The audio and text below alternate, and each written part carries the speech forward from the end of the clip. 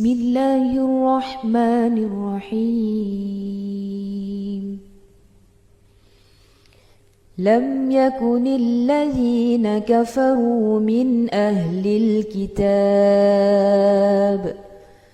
والمشركين منفكين حتى تأتيهم البينة، رسول من الله يتلو صحفا مطهرة فيها كتب قيمة.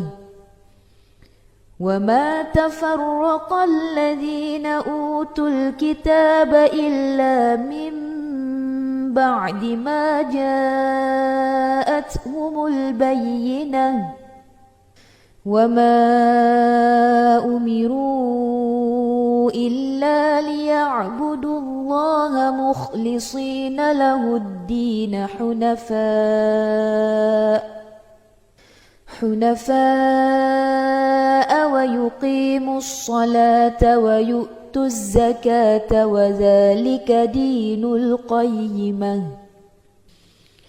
إن الذين كفروا من أهل الكتاب والمشركين في نار جهنم خالدين فيها، أولئك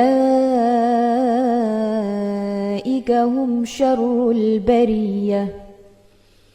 إن الذين آمنوا وعملوا الصالحات أولئك هم خير البرية، جزاؤهم عند ربهم جنات عدن تجري من تحتها الأنهار خالدين فيها أبدا، رضي الله عنهم ورضوا عنه، ذلك لمن خشي ربه.